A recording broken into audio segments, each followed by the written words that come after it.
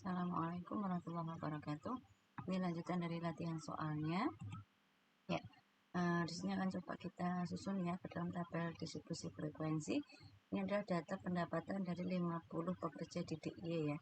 Sini 60, 61. Di sini apa namanya? 60 ini katakanlah 60 juta atau 60 ribu boleh ya, 60 ribu per hari misalnya. Di sini ada 60 pekerja ya, 1 2 3 4 5 6 7 8 9 10. Ini ya 5. Nah, di sini kita akan menyusun ke dalam tabel distribusi frekuensi. Nah, langkah-langkahnya yang pertama adalah R sama dengan data terbesar atau X, kita nyebutnya X terbesar ya, XT, dan XI atau X1 ya, atau data terkecil. Di sini data terbesarnya adalah 98, data terkecilnya adalah 33 ya, R-nya atau jangkauannya adalah 65. Kemudian banyaknya kelas interval. Nah, di sini banyak kelas interval itu adalah yang ke bawah itu ya, banyaknya interval.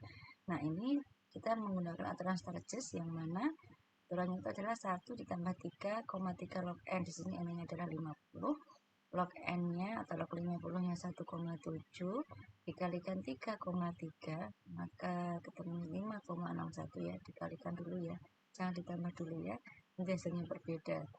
Nah, langkahnya adalah perkalian dulu, kemudian ditambah 1 hasilnya adalah 6,61 ya. Nah, di sini 6,61 ini kita ambil 7 ini bukan dibulatkan ya, tapi kita ambil 6,61. Misalnya mau diambil 6 boleh, enggak Bu ya, boleh saja ya, boleh saja. Nah, tapi nanti akan saya sampaikan kenapa kita mengambilnya 7, kenapa tidak 6 ya. Kemudian selanjutnya adalah menentukan panjang kelasnya atau lebarnya ya, P-nya. Di sini rumusnya R per K, R-nya adalah 65 ya, kemudian K-nya adalah kita gunakan 7 ini ya. 9,28-nya kita ambil P-nya adalah 10 ya. Jadi kenapa saya katakan tidak dibulatkan, ini kalau menggunakan teorema pembulatan maka harusnya 9 ya, karena ini kan 0,2 ini kan 0, kurang dari 0,5, maka harusnya pembuatannya ke bawah. Tapi di sini saya ambil P-nya adalah 10, diambil P-nya adalah 10. Seandainya diambil 9 boleh, enggak boleh saja ya. Nah, kemudian di sini menentukan ujung bawah kelas interval ya, atau kita namakan A1-nya ya. Jadi ujung bawah kelas interval pertama ya, itu yang mana? Ujung bawah kelas interval pertama itu ini ya. Nah, ini ujung bawah, ini ujung atas interval pertama, ini ujung bawah interval kedua, ujung bawah interval ketiga ya.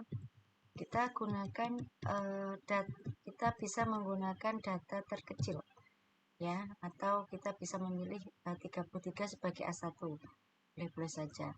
Nah, atau kita juga boleh mengambil bilangan yang lain ya, tidak harus 33 ya, katakanlah kita beri nama C ya, dengan syarat apa? Bilangan yang kita pilih tadi kalau kita gunakan untuk mengurangi data terkecil itu kurang dari P, atau kurang dari lebarnya kelas 1 kurang dari 10 ini. Nah, ini Bu, contohkan misal kita ambil A1-nya ini Bu pilih 30 ya. Coba kita cek 30 ini kalau kita kurangkan untuk kita gunakan untuk mengurangi A1, apakah kurang dari P? Nah, A1-nya kan X1-nya ya, sorry. X1-nya kan 33, kita kurangkan 30 sama dengan 3. Nah, ini kurang dari P ya, kurang dari 10, maka 30 ini kita bisa ambil. Nah, berarti kalau 25 bisa nggak Bu? Coba 25. 33 kurangi 25, hasilnya adalah 8, kurang dari P. Bisa? Bisa. Tetapi, ini nanti akan saya terangkan ya. Nah, kemudian ketika sudah, maka kita menyusunnya. Ini kita gunakan tadi A1-nya adalah 30, kemudian lebarnya adalah 10 ya. Maka dari 30 ya, 30, 31, 32, 33, 34, 35, 36, 37, 38, 39. Nah, lebarnya 10 sampai 39. Ya, maka nanti bawahnya mengikuti ya, bawahnya mengikuti dan seterusnya. Nah, di sini paling mudahnya adalah kadang kalau ini suka keliru nih, kalau ke samping. Nah, tambahkan saja dengan P-nya ke bawah ya, 30 tambah 10 ini kan 40 ya, maka nanti di sini B1-nya ini ya tinggal dikurangkan 1 ya. Jadi P itu bisa dikatakan ujung bawah interval ke I, ditambah 10 nanti akan ketemu dengan interval dengan ujung bawah interval kedua ya, dan seterusnya seperti itu. Kemudian yang langkah kedua tadi ya, kenapa kita X-nya, kenapa K-nya kita ambil 7 gitu ya. Kenapa tidak 6 gitu ya. Nah ini kebetulan memang di atas 0,5 sehingga kita ambilnya 7 gitu ya. Tapi alasannya 7 adalah jadi dalam kita membuat tabel distribusi frekuensi ini ada beberapa asumsi atau ada beberapa ketentuan yang harus diikuti. Yang pertama bahwa apa?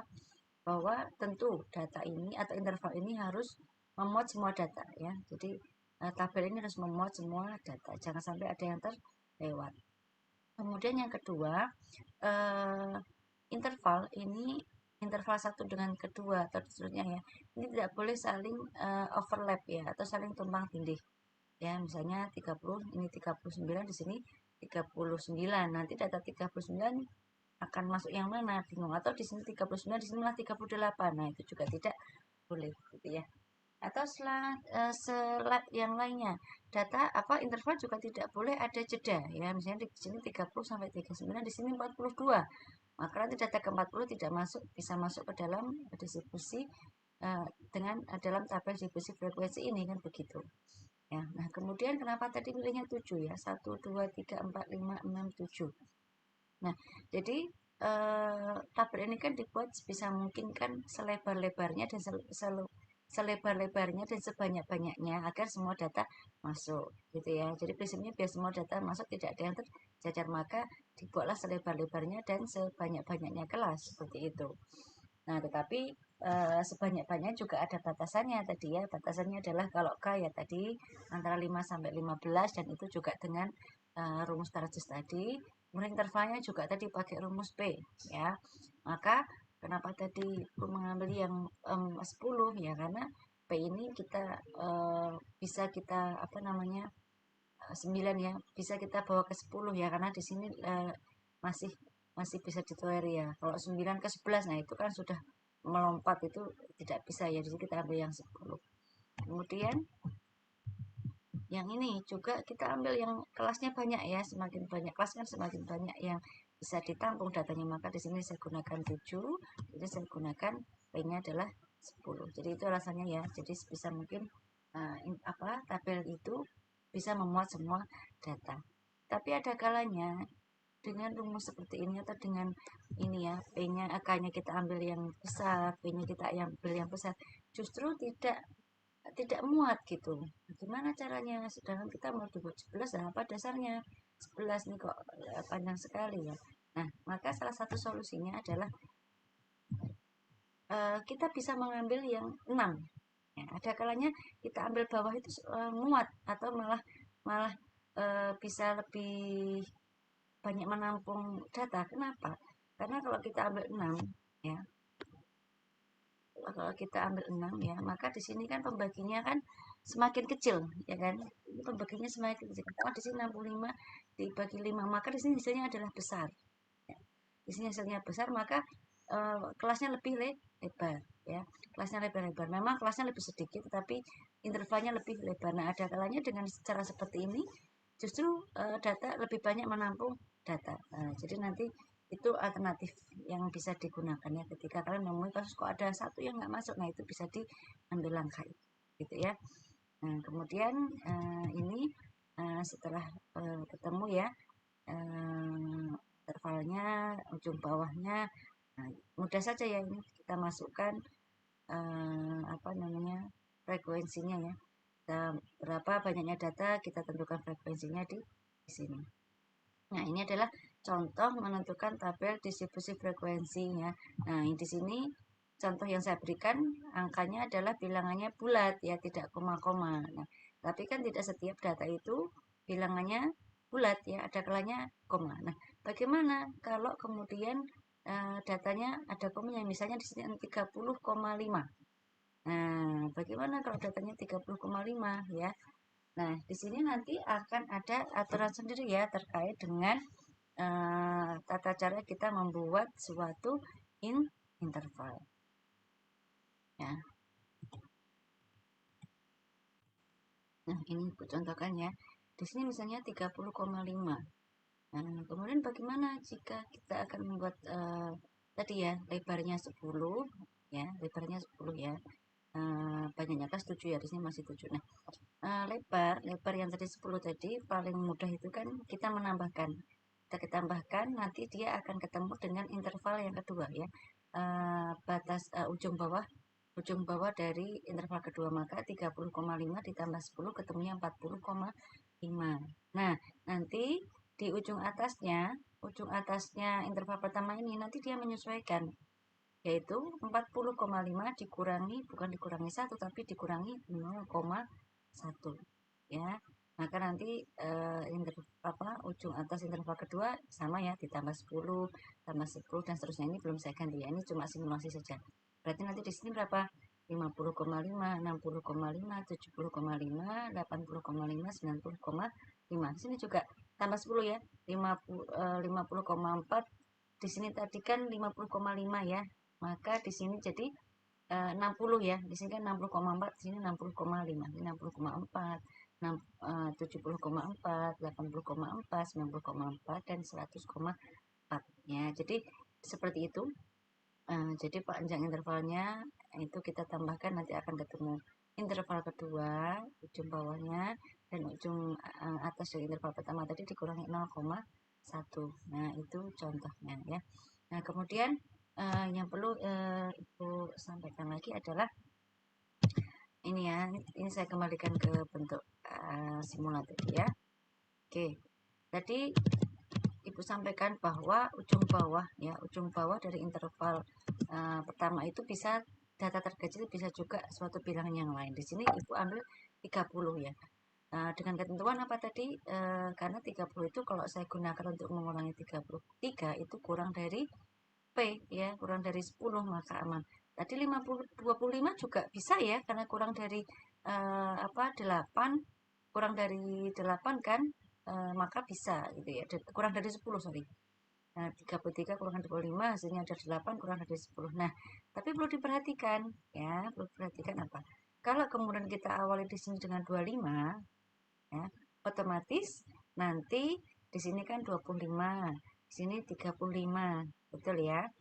Nah, di sini maka 34 ya, 34. Nah, tentu di sini interval ini akan semakin apa ya? Ujung atas dari interval yang terakhir itu akan semakin kecil juga ya. Di sini kalau kita saya pakai 25, berarti di sini adalah 35, 34, 44, 54, 64, 74, 84, 94. Nah, kira-kira apa pengaruhnya? Ya, pengaruhnya adalah ada data yang 98, 97 nggak masuk gitu ya. Sedangkan di sini cukup banyak lowongnya ya, karena 25 sampai 34 kan masih yang masuk 33 saja, 34 ya. Yang paling kecil kan 33. Di bawah itu kan tidak ada ya. Nah, sehingga di sini banyak longgarnya, di sini ada data yang nggak bisa dimuat. Nah, oleh karena itu boleh bilangan itu diambil lebih dari data terkecil. Kemudian kalau syaratnya memenuhi kurang dari P tadi ya, ketika digunakan untuk boleh, tapi perhatikan intinya jangan terlalu jauh dari 33 gitu ya, karena kalau terlalu jauh nanti interval pertama jadi ikut mundur juga, maka ada data di sini yang tidak termuat. Nah, intinya seperti itu ya. Ini Ibu hanya mencontohkan tidak selalu angka yang terkecil gitu ya. Nah, kemudian di sini apa namanya? Ibu tadi menggunakan istilah ujung ya. Ini ujung bawah. Ini namanya ujung bawah ya. Ujung bawah interval, ini ujung atas intervalnya. Nanti kalau kalian baca referensi yang lain, ada yang menggunakan istilah batas ya. Batas ujung ya. Itu sama tergantung referensinya. Oke, ya saya kira begitu. Ini contohnya. Silahkan PR-nya adalah kalian mencari data ya. 30, artinya ininya 30 nih. Ini kan 50 nih, minimal 30. Boleh 40, boleh 35. Kemudian dengan langkah-langkah ini susun ke dalam tabel distribusi frekuensi disertakan dengan langkah-langkahnya. Demikian. Wassalamualaikum warahmatullahi wabarakatuh.